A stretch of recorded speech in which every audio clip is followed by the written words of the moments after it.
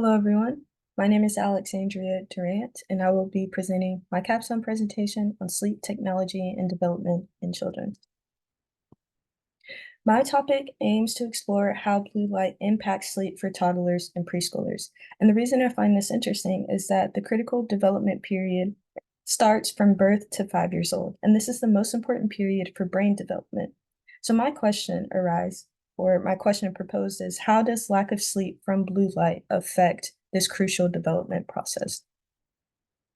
To understand my topic a little better, it's nice to have a timeline of technology advances in the 21st century. One of the most important being the 2010 era. Not only was the iPad created during this time, but we see a significant increase in technology usage, which is driven by the rise in platforms like Facebook and YouTube. And despite these advances in technology, little research has been published on the correlation between technology use and sleep patterns for children. So the question arises, how extensive is the problem?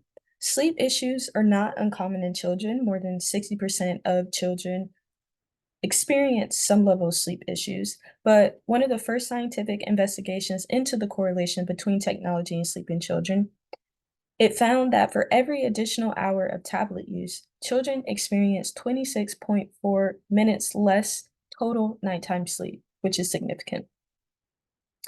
To really understand this topic more, we need to look into two important topics proposed during our sleep course, and one being synaptic homeostasis, the other blue light and melatonin suppression. So synaptic proliferation, also known as synaptogenesis, is the process of forming new connections in the brain, and that happens when we are awake. So when we are asleep, synaptic downscaling, known as synaptic pruning, it's the process of eliminating those unneeded connections made during the day to save energy and make space for new, more important connections to occur. And in that, the impact of sleep may have a negative impact on that synaptic pruning.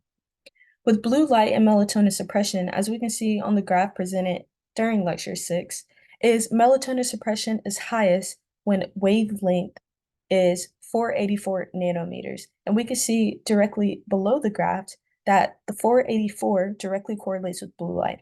And what that's saying is blue light disrupts the body's natural sleep-wake cycle, meaning that your brain feels the need to stay awake longer than needed because of blue light.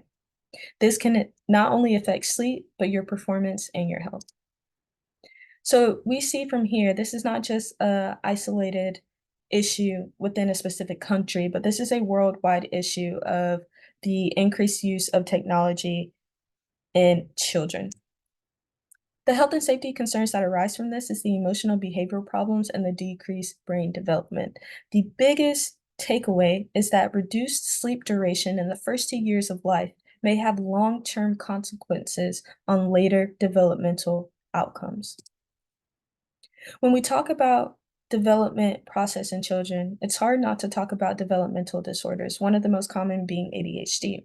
However, when we look at insufficient sleep and ADHD and the symptoms associated with each, we see that those symptoms are almost identical to each other. So the question arises, does lack of sleep exacerbate ADHD symptoms? And the answer is yes. About 70% of children with ADHD report difficulty sleeping at night. And so the deeper question is, could excessive exposure to blue light before bedtime impair synaptic function in toddlers, which could potentially contribute to ADHD? So two biggest societal risk and impacts is the stress this has on teachers. When you have impairment in development due to insufficient sleep in children, they start to develop or have poor performance and inability to regulate emotions. Bringing that into a classroom can really stress teachers, and it can lead to burnout for those teachers. The other big takeaway is the slow development. Excessive screen time displaces human to human interaction, which could, as a result, slow developmental progression. Past interventions are present interventions for this topic, which is recommended screen time use for toddlers and improving sleep hygiene. Recommended screen time use is no screen time use for children under 1 year of age and only 1 hour screen time use for children 2 to 5 years of age.